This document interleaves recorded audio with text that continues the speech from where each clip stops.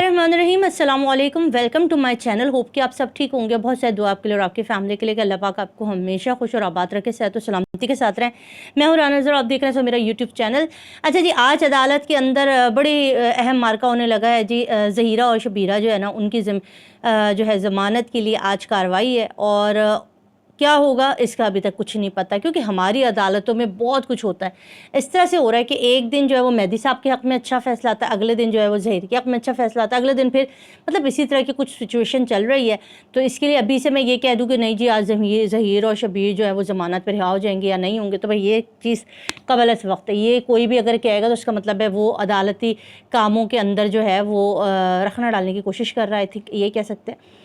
जो भी होगा इंशाल्लाह बेहतर ही होगा, जैसा भी मामलात होंगे। देखते हैं अदालती फ़ैसला क्या होता है। दलाइल के ऊपर है, जबरान साहब जो हैं वो जबरान नासिर आज दलाइल देंगे, और देखते हैं कार्रवाई क्या होती है। अच्छा, आज जो अहम टॉपिक वो मैं आपके साथ शेयर करने लगी हूँ।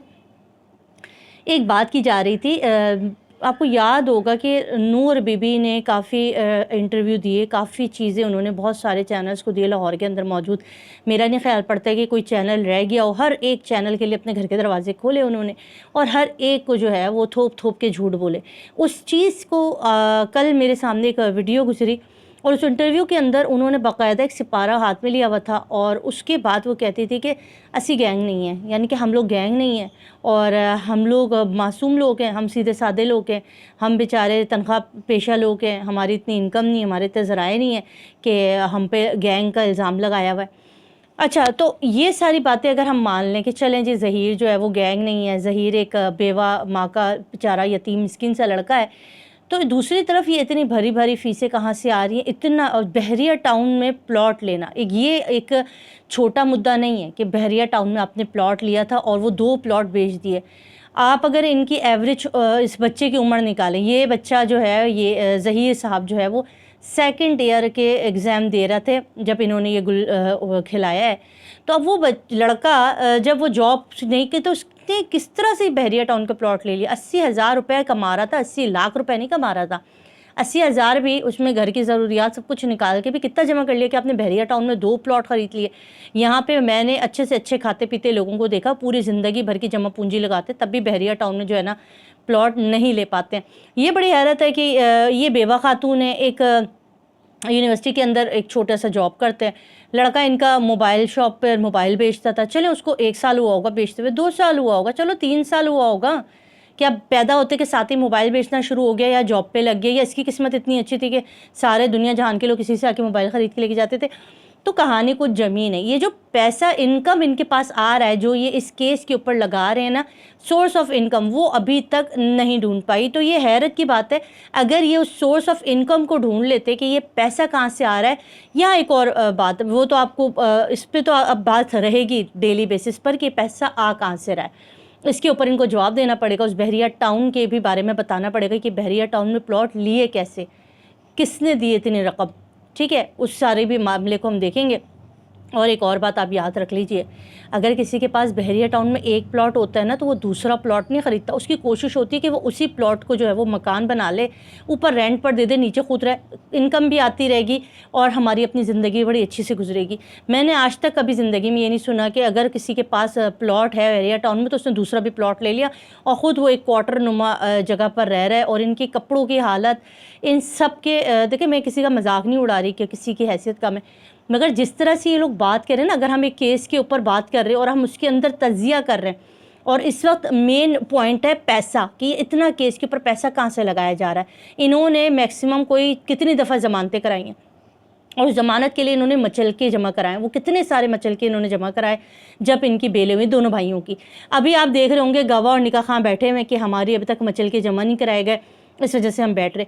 ये अब मत सोचिएगा कि ये बेचारे गरीब मिस्कीन लोग हैं, इनके पीछे कोई है नहीं जो इनको निकाल सके। ये एक साजिश है। ये एक तरह से आप लोगों को दिखाया जा रहा है कि ये वाकई कोई गैंग नहीं है। इनके पास अगर पैसे होते तो ये कब के आज़ाद हो जाते मचल के जमा करा के। इनको वैसे ही गैंग बड़ा नाराज़ है, क्योंकि इन्होंने जो है वो पहले ही दिन एक चीज़ कह दी थी। इन्होंने कहा था कि हमने तो निकाह ही नहीं पढ़ा है, यानी कि इन्होंने किस्से पारीना कर दिया। अगर ये एक्सेप्ट कर लेते तो इतना बड़ा ये मुद्दा ना बन जाता।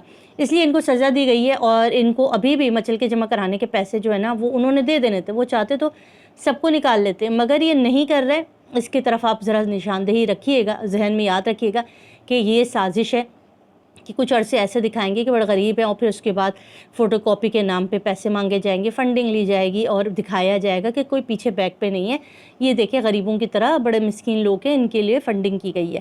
تو یہ سازش ہے جس کو اپنے ذہن میں یاد رکھنا ہے۔ اب ہم آ جاتے ہیں دوبارہ اپنے مدعے پہ کہ بحریہ ٹاؤن والا پلاٹ، دو پلاٹ نکل آئے اور اس کو سیل کیا گیا، ایسے سیل کیا گیا کہ صبح پلاٹ نکلے، انہوں نے بتایا کہ صبح کہا کہ بھئی سب نے پوچھا آپ کے پاس سورس آف انکم کیا ہے، 80,000 سے کیا ہوتا ہے۔ اب کیونکہ ان کو پتہ تھا کیس تو چلانا ہے، کیس میں فیسیں بھی دینی ہے، تو صبح صبح ان کے پاس 2 پلاٹ آ گئے بحریہ ٹاؤن کے، اور شام کو انہوں نے وہ 2 پلاٹ بیچ بھی دیے۔ کہانی آپ دیکھیں ذرا۔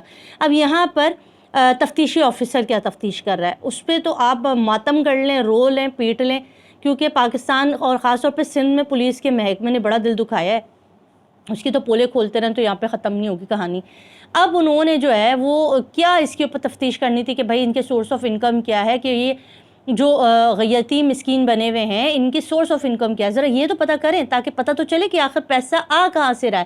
فوٹو کاپی پہ نام پہ مانگنے والی عورت سے مجھے نہیں امید پڑتی کہ وہ اپنے حسین گلفام، شہزادہ گلفام کو جو ہے نا وہ پیسے دے رہی ہوگی، وہ تو الٹا جو ہے اپنے چینل کے اوپر بڑبڑ کرنے کے پیسے لے رہی ہیں، الٹا فنڈنگ کے پیسے الگ کھا رہی ہیں۔ مجھے نہیں خیال پڑتا کہ وہ ان کو پیسے دے رہی، تو پولیس کو ضرور چاہیے تھا کہ وہ ان سے تفتیش کرتے، معلوم کرتے کہ بھائی آپ کی سورس آف انکم کیا ہے۔ اگر بحریہ ٹاؤن کے پلاٹ بیچے تو کوئی تو ڈاکومنٹ ہوگا، کوئی نہ کوئی تو کاغذ کی لکٹ پکٹ ہوگی نا جو آپ نے سیل کیا، مگر نہیں دے سکتے اور نہ دیں گے، اور نہ ہمارے تفتیشی آفیسر اتنے کوئی اہم سوال پوچھیں گے، وہ اس طرح کے سوالوں کی طرف نظر بھی نہیں اٹھانا چاہتے، وہ یہ ضرور پوچھتے چائے مل گیا ہے، کھانا مل گیا، گھوم آیا پھر آیا، وہ سارے۔ باقی تفتیشی آفیسر نے آج تک کوئی ڈھنگ کا کام کیا ہی نہیں ہے، کوئی بھی جو بھی تفتیشی آفیسر ہے، یہ بھی ایک حیرت کی بات ہے۔ اب بات آ جاتی ہے کہ اب کیا ہوگا آگے۔ اب آپ دیکھیں رائے خرم کوئی چھوٹا نام نہیں ہے، یہ لاہور میں ایک اچھے خاصے بڑے ایڈوکیٹ ہے، ٹھیک ہے۔ آپ جا کے کسی بھی وکیل سے پوچھ لیں کہ یہ جو بچے بچیاں بھاگ کے آتے ہیں ان کا جو نکاح کورٹ میرجز ہوتی ہے، یہ کیا کوئی بڑے بڑے ایڈوکیٹ کرتے ہیں؟ اب آپ سنیں کہ جبران ناصر نے جو ہے نا کسی میاں بھی کسی لڑکا لڑکی کا جو بھاگ گیا ہے تو ان کا جو ہے کورٹ میرج کی، تو آپ کو حیرت کا جھٹکا لگے گا، اتنا بڑا ایڈوکیٹ اور یہ کام کر رہا ہے۔ اسی طرح رائے خرم کوئی چھوٹا نام نہیں ہے، یہ اچھے خاصے بڑے ایڈوکیٹ ہیں، اور انہوں نے جو ہے وہ ان کا نکاح پڑھایا، وہ بھی 1 لاکھ کے ویس، ٹھیک ہے۔ یہ اپنے کلائنٹ سے لاکھوں روپے لیتے ہیں، اور انہوں نے صرف 1 لاکھ روپے میں نکاح پڑھ دیا، جبکہ نکاح کی جو کورٹ میرج ہے اس کی 5 سے 10، چلیں بہت مہنگائی ہوگی تو 15,000، اس سے اوپر کوئی دیتا نہیں ہے، نہ کوئی لیتا ہے۔ تو یہ اتنے بڑے ایڈوکیٹ نے ظہیر کا، اور اسے یہ پاک پتن بھی گئے ہوئے تھے، وہاں سے آئے ہیں اتوار والے دن خاص طور پر، اور ان کا نکاح کرایا گیا، ان کو کورٹ میرج کرایا گیا، ان کو پیپر میرج کر کے دیا گیا۔ اب ان کڑیوں کو جوڑ لیں، اب آپ جوڑ لیں، اب یہ آ نہیں رہے، ہمارے تفتیشی آفیسر کہہ رہے ہیں سیلاب ہے، بارش ہے، ہم ایک درخواست نہیں دے پا رہے، ہم کام نہیں کر پا رہے۔